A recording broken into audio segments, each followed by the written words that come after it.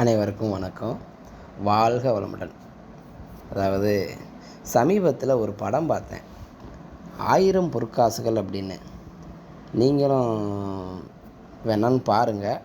படம் நல்ல ஒரு அற்புதமான படம், நல்ல ஒரு காமெடி மூவி, நல்லா டைம் பாஸ் ஆகும். என்னடா இவர் ஜோசியத்தை பற்றி பேசக்கூடியவர் திடீர்னு சினிமா படம் விமர்சனம் கொடுக்குறாரா அப்படின்னு நீங்கள் நினைக்க வேண்டாம். இதில் என்ன சொல்ல வரேன்னு பார்த்தீங்க அப்படின்னா, அந்த படத்தில் புதையல் கிடச்சிரும். அந்த புதையலை தங்க காசு, பொற்காசு மாதிரி புதையல் கிடச்சிருக்கும் அந்த படத்தில் உள்ள நடிகர்களுக்கு. அவங்க 2 பேர் அந்த பொற்காசை கொண்டு போய் ஒரு ஆசாரிகிட்ட கொடுத்து அதை உருக்கினா தானே அதை விற்க முடியும், உருக்குவோணும் அப்படின்ட்டு ஒரு ஆசாரிகிட்ட கொண்டு போவாங்க. அந்த ஆசாரி பேர் கூட ஏதோ பொன்ராம் ஆசாரி.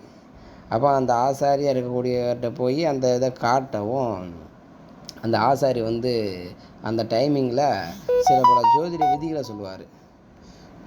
விதிகளை சொல்லும்போது என்னென்னு பார்த்தீங்க அப்படின்னா, புதையலுக்கு கிடைக்கிறதுக்கு உண்டான விதியை சொல்லுவார். அப்போ புதையலுக்கு கிடைக்கிறதுக்கு உண்டான விதினா, அந்த படத்தில் நீங்கள் நோட் பண்ணுங்கள், எத்தனையோ படங்களில் ஜோதிடத்தை ஒரு ஒரு சும்மா சாதாரணமாக சொல்லி எதுகை மோனையாக சும்மா சாதாரணமாக சொல்லி வச்சுருந்தாலும் கூட, இந்த படத்தில் டைரக்டர் ஒரு புஸ்தகத்திலிருந்து, அதாவது அது வேறு எந்த புஸ்தகமும் இல்லை, நம்ம புலிப்பாணி 300 அப்படின்ற புஸ்தகத்திலிருந்து அதிலிருந்து ஒரு செய்யுள் எடுத்து அந்த நடிகரை, அந்த காமெடி நடிகரை படிக்க வச்சு மனப்பாடம் பண்ண வச்சு படத்தை எடுத்துருக்காரு. சும்மா ஒரு அற்புதமான அந்த சொல்லக்கூடிய அந்த ரைமிங்கும் அருமையாக இருக்கும்.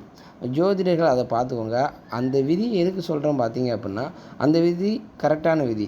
இந்த புதையல் கிடைக்கிறதுக்கு உண்டான விதி என்னென்னு பார்த்தீங்க அப்படின்னா, அது அந்த படத்தில் ஒரு காமெடிக்காண்டி வச்சுருப்பாங்க. ஆனால் அந்த விதி ஜாதகத்தில் சரியான விதி அப்படிங்கிறத நான் உங்களுக்கு தெரியப்படுத்தேன்.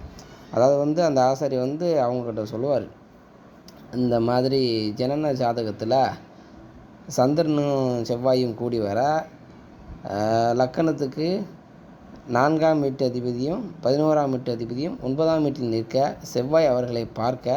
நான் ஷார்ட்டாக சொல்லுதேன், அதில் அவர் விரிவாகவே சொல்லியிருப்பார் அந்த காமெடி நடிகர். அதுலேயும் என்னென்னு பார்த்தீங்க அப்படின்னா, கொஞ்சம் ஸ்பீடாகவும் சொல்லியிருப்பார், ரைமிங்காகவும் சொல்லியிருப்பார். பார்க்கும்போது உங்களுக்கு அதிலே காமெடி நல்லா சிரிக்கக்கூடிய அளவுக்கு இருக்கும்.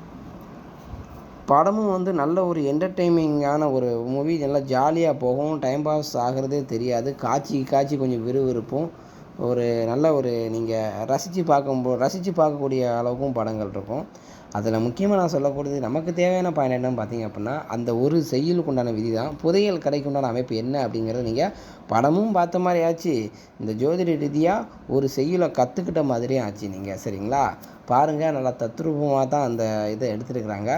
நல்ல ஒரு படம், நல்ல ஒரு செய்யுளை, நம்ம ஜோதிடத்துக்கு தேவையான அந்த செய்யுளை ஒரு இடத்துல வச்சாலுமே அது சரியான செய்யுள். சரிங்களா? சரியான விதியை அந்த படத்தினுடைய டைரக்டர் கரெக்டாக அதை மனப்பாடம் பண்ண வச்சு சொல்ல வச்சுருக்காங்க. சூப்பர், அருமை. சரிங்களா? இந்த மாதிரி புதையல் கிடைக்கக்கூடிய அமைப்புகள் எப்படி அப்படின்னு பார்த்தீங்க அப்படின்னா, அந்த படத்தில் சொன்னது ஒரு செய்யுள் தான். அது மட்டும் இல்லாமல் அதுக்கும் புதையல் கிடைக்கிறதுக்கும் ஏகப்பட்ட கிரக அம்சங்கள் இருக்குது ஜாதகத்தில். இந்த மாதிரி கிரகங்கள் இந்த பொதுவாகவே புதையல் கிடைக்கணும் அப்படின்னா அதுக்கு 8ஆம் வீட்டு அதிபதி சம்மந்தப்படணும். 8ஆம் இடம் தான் மறைபொருள் சார்ந்தது, மறைஞ்சிருக்கக்கூடிய இதெல்லாம் வெளிக்கொண்டு வருது. இதெல்லாமே 8ஆம் இடம் சார்ந்தது தான். அப்போ புதையல் அப்படிங்கிறது மண்ணுக்கு கீழே கிடைக்கிறதுனால செவ்வாய் அப்படின்னு சொல்கிறோம். நம்ம செவ்வாயை பொதுவாக எடுத்துக்கிட்டோம் அப்படின்னா பூமிக்காரகன்னு சொல்கிறோம் பார்த்தீங்களா. அப்போ புதையல் அப்படின்னா மண்ணிலேருந்து கிடைக்கக்கூடிய புதையல் மட்டும்தான் அப்படின்னு நினைக்காதீங்க. கூரையை பிச்சுட்டு கொடுக்கக்கூடிய கொட்டுன்னு சொல்லுவாங்களா, அதுவும் கிட்டத்தட்ட புதையல் கணக்கு தானே. புதையல் அப்படின்னாலே மண்ணுக்கு கீழே தான் கிடைக்கும் நினைக்கிங்க. அதிர்ஷ்டம் அப்படிங்கிறது கூரையை பிச்சுட்டு கொட்டுறது. சரிங்களா? இரண்டுக்கும் சின்ன வித்தியாசம் தான், வேறு பெரிய ஒரு விளக்கம் ஒன்றும் இல்லை.